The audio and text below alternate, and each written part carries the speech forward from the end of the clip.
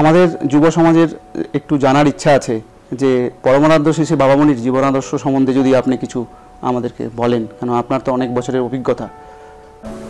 খুব ভালো প্রশ্ন।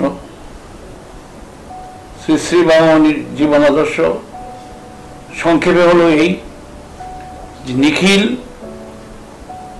বিশ্বের মানব জাতিকে দেবমানব জাতিতে উত্তরণ করা।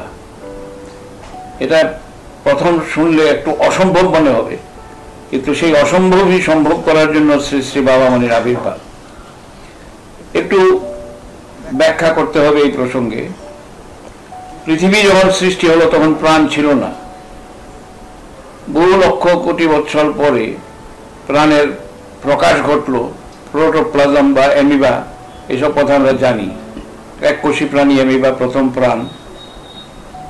সেই যুগের পর যুগ ধরে বিবর্তিত হতে হতে সেই অ্যামিবা থেকে নানা রকমের জীবের বিবর্তন হতে হতে সর্বশেষে এখন যে অবস্থাটা এসেছে এটা হচ্ছে সাধারণ মানব জাতি। আমাদের পূর্বে যে জাতিটা ছিল সেটা মানব জাতি ছিল না, বানর জাতি ছিল। বানর আমাদের পূর্বপুরুষ, আমরা তাদের উত্তর পুরুষ। তো এখানেই কি বিবর্তন থেমে যাবে? নয়। এটা মহাপুরুষরা, মনীষীরা সবাই এক বাক্যে বলেছেন বিবর্তন চলতেই থাকবে। এবং এখন যেমন সাধারণ মানবের সমাজ এসছে, বহু লক্ষ কোটি বছরের বিবর্তনের ফলে আরো কোটি কোটি বছর পরে এই সাধারণ মানবের সমাজে মহামানবের সমাজ এর আবির্ভাব ঘটবে। আপনি ঘটবে, কেউ আমরা কিছু না করলেও ঘটবে। কিন্তু মহাবিজ্ঞানী শ্রী শ্রী বাবামণি আবিষ্কার করলেন যে কাজটা হতে লক্ষ লক্ষ বা কোটি কোটি বছর লাগবে, সেটা মাত্র 300 বছরে তিনি সম্পন্ন করবার রাস্তা তিনি দেখালেন, আবিষ্কার করলেন এবং আমাদের দেখালেন। সেই রাস্তাটি কি? সেই রাস্তাটি হলো বংশানুক্রমিক ব্রহ্মচর্যের সাধনা। যদি 9 পুরুষ ধরে চলে তাহলে দেবমানবের দল আবির্ভূত হবে, সবাই দেবমানব হবে। আমরা মনে করি যে মহাপুরুষটা কচিত, কোটি কোটি লোকের মধ্যে 1-2 হয়, তা ঠিকই। কিন্তু বাবামণি বলছেন চেষ্টাকৃত যে বিবর্তন, এই শব্দটা তিনি প্রথম ব্যবহার করলেন, চেষ্টাকৃত বিবর্তন। আর আমরা যেটা বিবর্তন বলে যাকে জানি সেটা হচ্ছে অটোমেটিক যে বিবর্তন, আপনি যে বিবর্তন ঘটছে চেষ্টা বর্জিত ভাবে স্বাভাবিক বিবর্তন। বাবামণি তার সঙ্গে বললেন না, স্বাভাবিক বিবর্তনের উপর যদি ছেড়ে দাও এটা ঠিক, কিছু চেষ্টা করতে হবে না, কিন্তু কোটি কোটি বছর লাগবে, তারপরে দেবমানবের সমাজ আসবে। কিন্তু যে কাজটা করতে কোটি কোটি বছরের প্রয়োজন, সেই কাজটি মাত্র 300 বছরে করা সম্ভব হবে যদি প্রতিটি পরিবারে পরিবারে বংশানুক্রমিক ব্রহ্মচর্যের দিকে লক্ষ্য দেওয়া যায়। আর একটু ব্যাখ্যা করলে বিষয়টা বোঝা যাবে।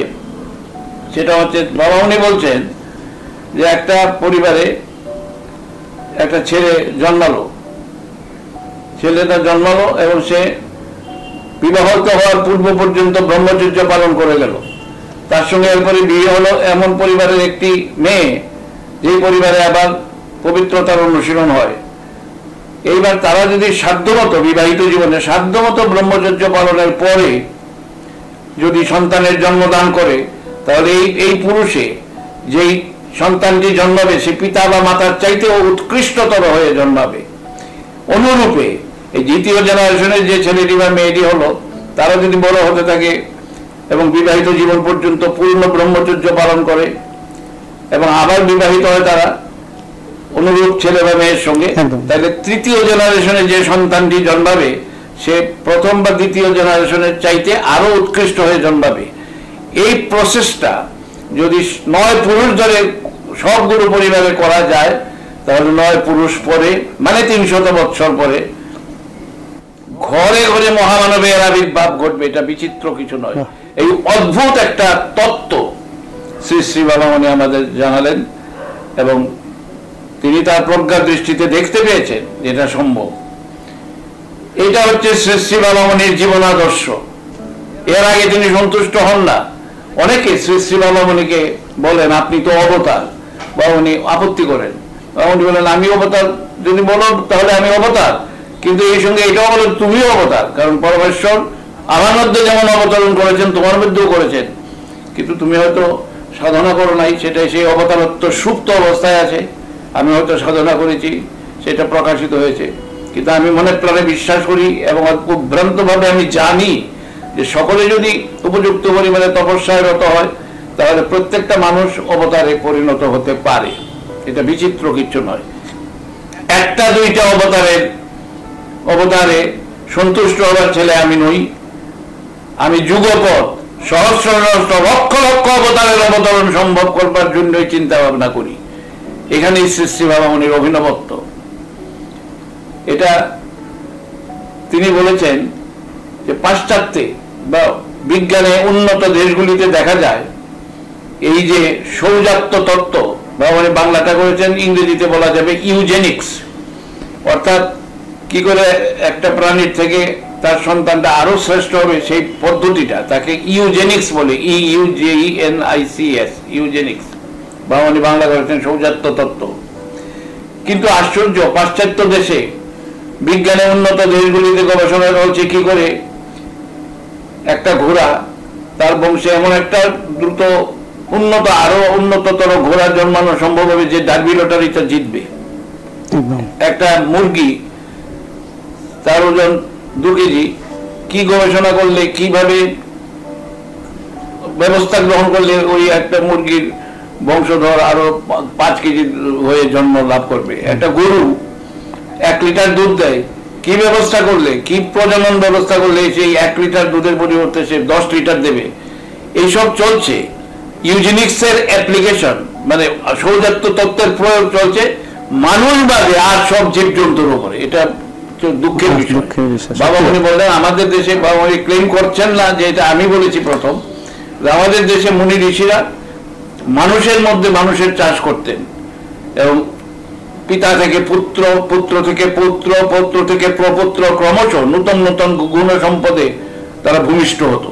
এটা বিচিত্র কিছু নয়। এই হলো বাবামণির জীবনাদর্শ এবং এইটাকে রূপায়িত করবার জন্য জীবনাদর্শকে শুধু তো কাগজে কলমে লিখে রাখলে হবে না, বাস্তবে সত্য সত্যই রূপায়িত করবার জন্য সংঘ শক্তির প্রয়োজন। এই কারণেই বাবামণি অখণ্ড সংঘ নামে একটা সংঘ তৈরি করেছেন এবং সেই সঙ্গের শৃঙ্খলাকে অত্যন্ত গুরুত্ব দিয়েছেন। শৃঙ্খলা বলতে বোঝায় যে নেতা থাকবেন একজন এবং সেই নেতা যেই নির্দেশ দেবেন সেই নির্দেশ পালন করতে হবে, সৈনিকরা বাধ্যকর। বিশাল অখণ্ড সঙ্গে আমরা কয়েক লক্ষ সৈনিক আছি। আমাদের প্রত্যেকের এখন উচিত, আমাদের যিনি সংঘ নেতা, এখন নেতা কে এটা আমরা সবাই জানি। প্রথম নেতা হয়েছিলেন শ্রী শ্রী বাবামণি নিজে, এরপরে বাবামণি এই দায়িত্ব অর্পণ করেছিলেন শ্রী শ্রী মামণির উপরে এবং শ্রী শ্রী মামণি এই দায়িত্ব অর্পণ করেছেন শ্রী শ্রী দাদামণির উপরে।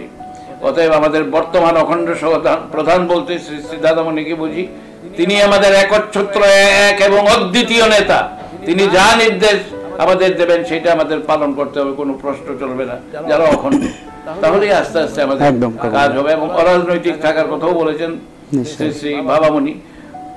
অতএব এটা অরাজনৈতিক ভাবে আমরা কাজ করে যাব 300 বছর ধরে। এটা হচ্ছে আমাদের সংক্ষিপ্ত জীবন আদর্শ। কাকু, আপনার এই কথাবার্তায় আমরা অখণ্ড সংগঠনের যুবক যুবতীরা অনেক উপকৃত হলাম। আমরা চাইব আপনার এই কথাগুলো আমরা অখণ্ড সমাজের মধ্যে প্রচারিত করব এবং প্রত্যেক অখণ্ডকে আমরা এই কথাগুলো শোনাবো, কেন এতে অখণ্ড সংগঠনের প্রত্যেকের লাভ। পরমারাধ্য শ্রী বাবামণির কথা জানতে পেরে, শুনতে পেরে আমাদের খুব ভালো লাগছে। প্রত্যেক অখণ্ডকে বিনীত অনুরোধ, আপনারা এই কথাগুলো প্রত্যেক অখণ্ডকে আপনাদের আশেপাশে যারা রয়েছে তাদের প্রত্যেককে আপনারা শোনাবেন।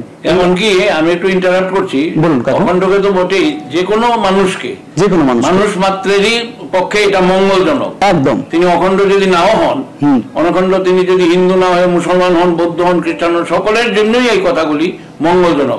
এই বিষয়ে কোনো সন্দেহ নাই, তাই তো? একদম একদম, খুব ভালো বলেছেন কাকু, খুব ভালো বলেছেন। এটাই দরকার, এটাই দরকার।